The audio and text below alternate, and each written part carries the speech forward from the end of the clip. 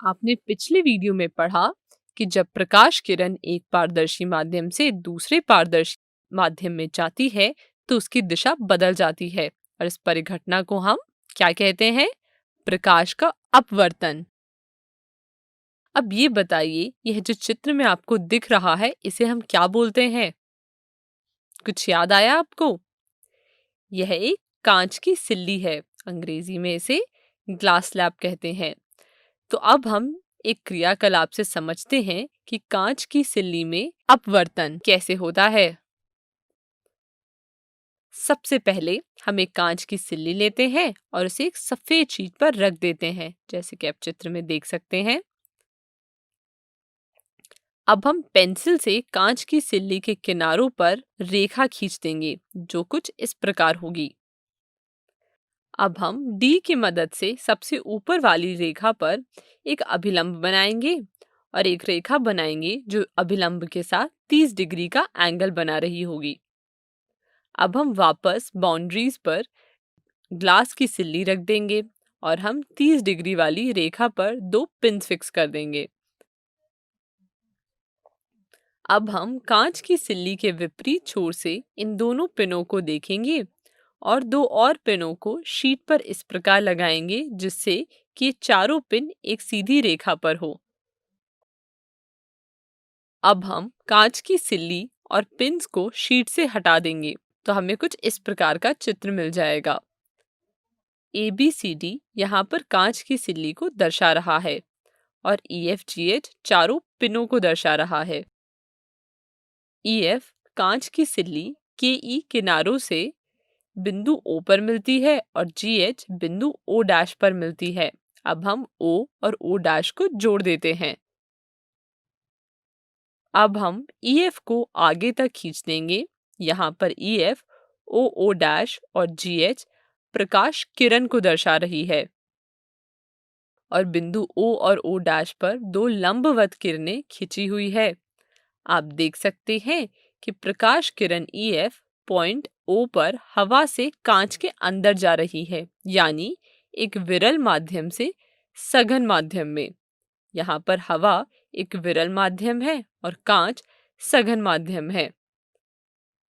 आप चित्र में देख सकते हैं कि प्रकाश किरण बिंदु O पर अभिलंब की तरफ मुड़ जाती है।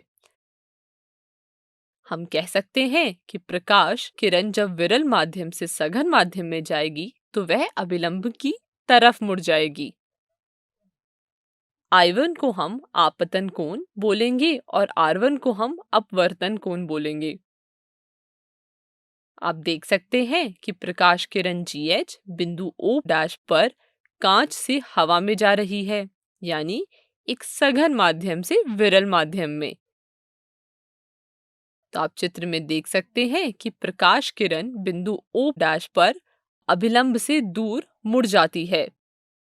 यहाँ पर कोण R2 कोण I2 से बड़ा होगा। हम कह सकते हैं कि जब भी प्रकाश सघन माध्यम से विरल माध्यम में प्रवेश करती है तो यह अभिलंब से दूर मुड़ जाती है। चलिए अब इस चित्र में हम कुछ महत्वपूर्ण बातों की चर्चा करते हैं।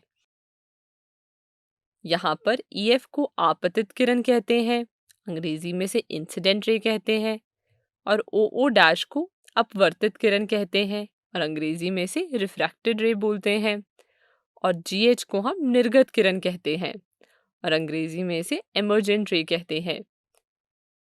आपतित किरण जो हमने आगे तक खींची थी वह निर्गत किरण के समांतर है, तो हम कह सकते हैं कि आपतित किरण और निर्गत किरण समांतर होती है।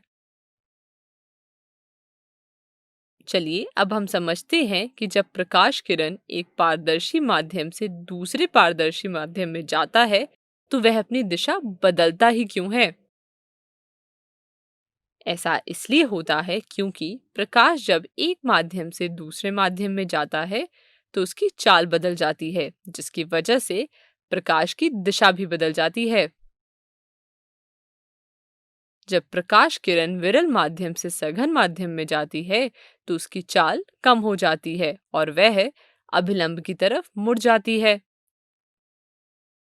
और जब प्रकाश किरण सघन माध्यम से विरल में जाती है तो उसकी चाल बढ़ जाती है और वह अभिलंब से दूर मुड़ जाती है।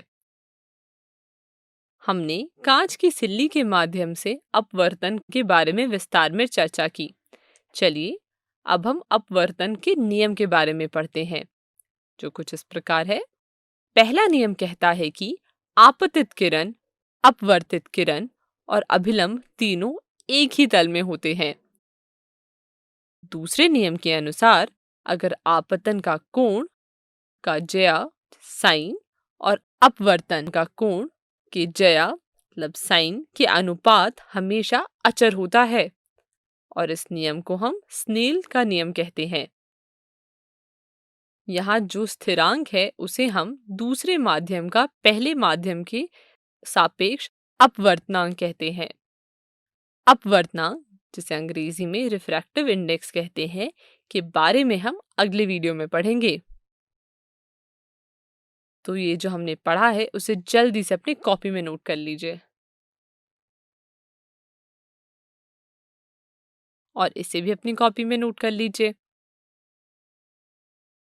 अब बातचीत तो काफी हो गई, अब आपसे एक प्रश्न पूछते हैं। तो बताइए कि प्रकाश की किरण वायु से पानी में तिरछे रूप में प्रवेश करती है, तो क्या प्रकाश किरण अभिलंब की ओर झुकती है या अभिलंब से दूर मुड़ जाती है, और ऐसा क्यों होगा? उत्तर कुछ इस प्रकार है। वायु एक विरल माध्यम तथा पानी एक सघन माध्यम है, इसलिए जब प्रकाश किरण वायु से पानी में जाता है तो वह अभिलंब की ओर झुक जाता है। ऐसा इसलिए होता है क्योंकि पानी में प्रकाश की चाल घट जाती है। धन्यवाद।